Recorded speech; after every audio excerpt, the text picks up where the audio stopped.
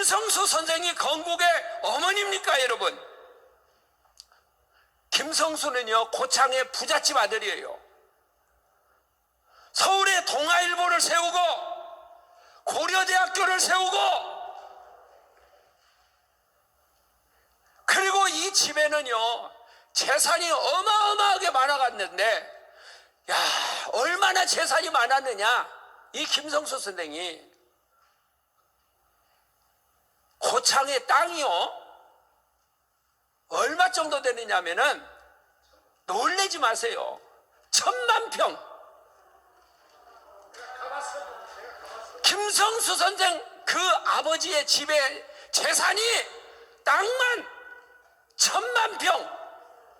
그런데 김성수 선생이 나라를 세울 때에 그 1000만 평을 국가에다 이승만이에게 주면서 토지개혁을 하는데, 자유민주주의 시장 경제에 이 토지개혁을 하는 데에 앞장서서 김성수 선생님이 내줘가지고 우리나라가 경제의 기반을 만든 사람이 누구냐? 호남의 건국의 어머니 누구예요? 김성수 선생이란 말이에요. 이 김성수 선생이요 얼마나 훌륭하신 분이냐 그러면은, 원래 이분이 종로에서 첫 번째 국회의원을 나오려고 했어요. 그런데 이북에서 오신 분들이 많이 있었잖아요.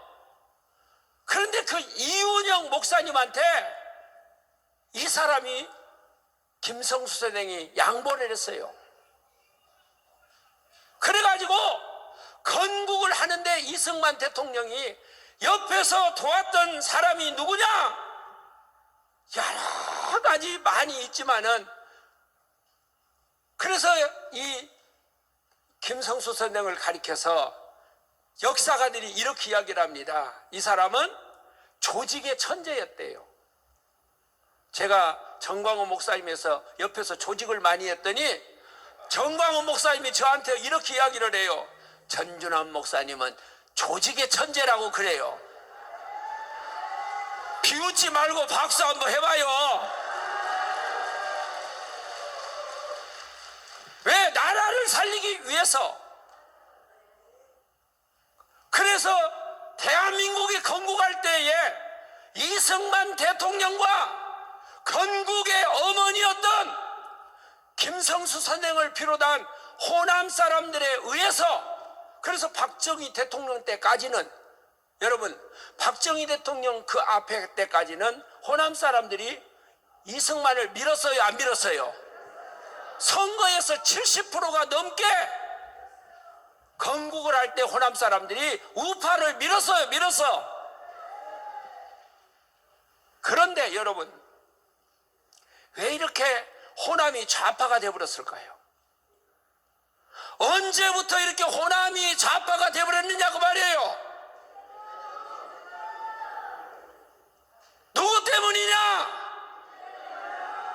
김대중! 우리는, 호남 사람들은 김대중에 의해서 철저하게 속았어요. 이걸 우리가 알아야 됩니다. 한번 제가 물어볼게요. 김대중이 호남을 위해서 뭘 했습니까?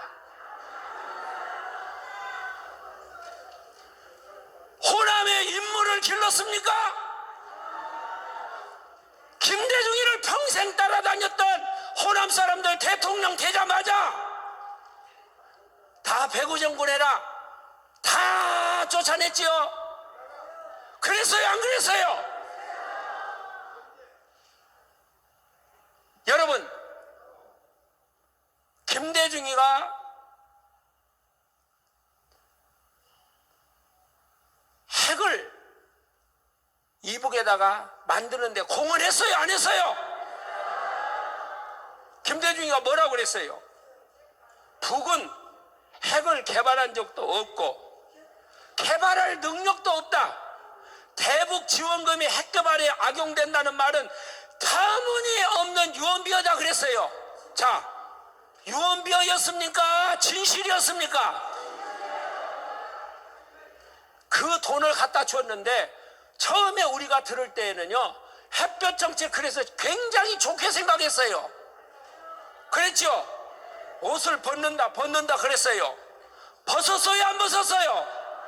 그러면 김대중이가 그 돈을 갖다 준 것으로 핵을 이렇게 만들었으면 김대중이의 후손들이 뭐라고 해야 돼? 우리가 잘못했다, 그때 판단을 잘못했다, 그러니까 하고 회개하고 해야 돼요, 안 해야 돼요? 김대중이가 노벨 평화상을 받았지요. 그런데 뭐 갖고 노벨 평화상을 받았어요? 그게 자랑스러워요?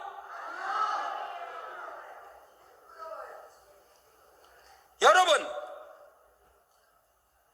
김대중이가요, 제가 젊은 시절에 30대 때 김대중이 그 동교동에 그 지하에 갔어요. 야, 말 잘하더라고요. 4시간 동안을 앉아가지고 저를 설득을 시키는데 설득의 주제가 뭐였느냐? 남북 낮은 단계의 연방제를 해야 된다는 거예요. 낮은 단계 연방제. 그래서 내가 헐딱 넘어갔었다니까요. 근데 지금 보니까 연방제 했더라면 여러분 우리나라 어떻게 됐겠어요?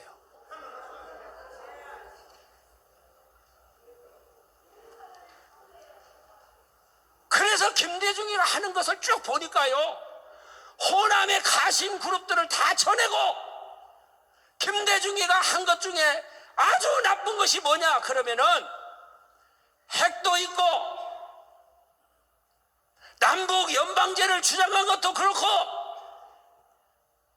정치 세력을요, 지금 좌파의 모든 김대중이가 좌파의 사람들을 어디에다가 국회의원으로 다 심어버린 거예요. 이름 대볼까요?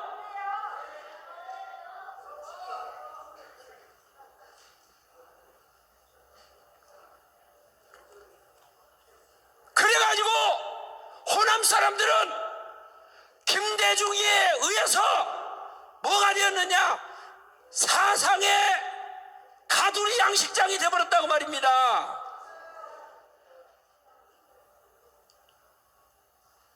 광주를 보세요, 여러분. 광주가 생산도시입니까? 어떤 사람이 이렇게 표현하더라고요. 광주는 제사의 도시래, 제사. 맨날 5.18이야. 맨날 세월호야. 맨날 이태원이야.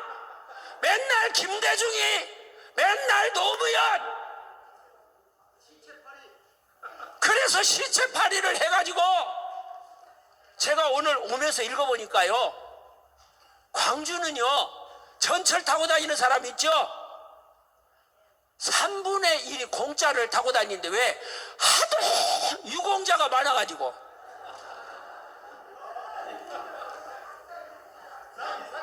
하도 유공자가 많아가지고 3분의 1이 전철을 타고 다니는데 공짜로 타고 다닌다는 거예요. 여러분, 그렇구나. 원래 공산주의는 공짜래. 내가 고향에 왔으니까 조금 길게 좀 해야겠어. 조금만 더 할게요. 광주는요 코스트코 하나도 없어요. 그래가지고 코스트코 하나, 대형마트 하나도 없어가지고 어디 가느냐? 대전 가서 코스트코를 간다는 거예요.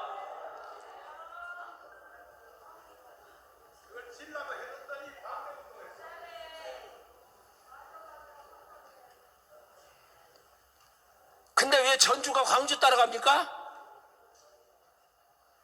왜 전주가 광주를 따라가냐고요?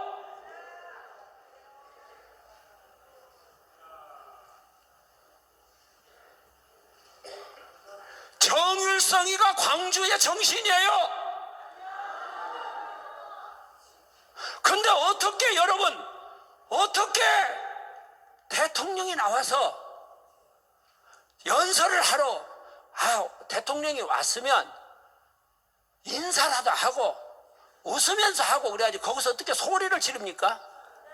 만일에 이북에서 그랬다면 그 사람 어떻게 됐을까요?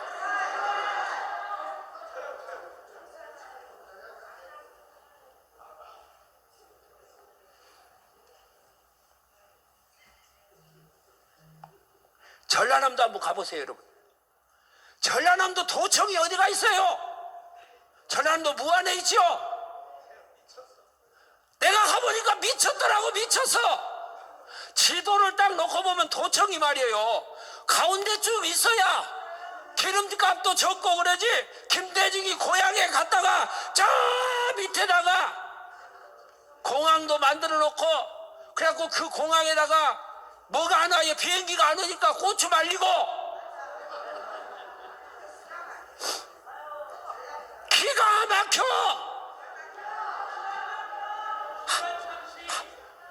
기가 막히라니까요. 그래서 제가 여러분에게 부탁을 드려요. 호남이 잘 되면 나라가 망합니다. 왜냐? 지금 이런 상태로 호남이 잘 되면 좌파가 잘 되는 거예요. 그렇습니까? 안 그렇습니까? 자, 한번 따라서 한번 해보세요. 주먹 딱 쥐고 한번 큰 결심하고, 호남이 변하면, 다시 한번, 호남이 변하면 대한민국이 초인류 국가가 된다. 할렐루야. 그러면 호남이 어떻게 변해야 되느냐? 이번에 호남 사람들이 선거할 때요, 전 목사님은 100%가 와야 된다고 그러는데, 호남 사람들이 이번에 40%, 왜 40%냐면은 여기는 100%래요. 호남의 기독교 인구가 100%, 40%야.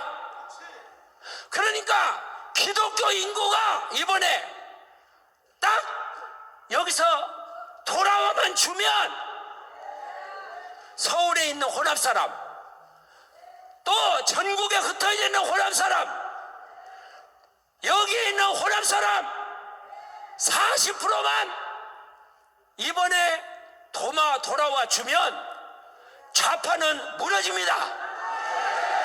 반드시 무너집니다. 그러면 누가 놀랄까요? 이북의 김정은이가 놀래버리는 거예요. 이제는 안 되겠구나. 그래서 우리 호남의 목사님들 이번에 부탁합니다. 여기서 가두리 양식장에서 나와야 합니다. 제가요 몸에 수술을 하고 사실 여기 올 수가 없었어요. 근데 내 고향이니까 안 갈 수가 없어. 그래서 내가 잠깐 하러 왔는데 막 하나님이 영을 나한테 부어줘가지고, 손 내봐요. 다시 한번. 호남이 변하면 대한민국이 초인류 국가가 된다. 그래서 우리가 할 일이 뭐냐? 교인들이 지금 이제 할 일이 뭐냐 그러면은 계속해서 호남 사람들한테 전화해야 돼요. 아셨어요? 목숨 걸고 전화해야 돼. 우리 이번에 자유통일당을 찍자. 4월 10일 날 저녁에 호남 사람들이 기적이 일어나기를 축원합니다.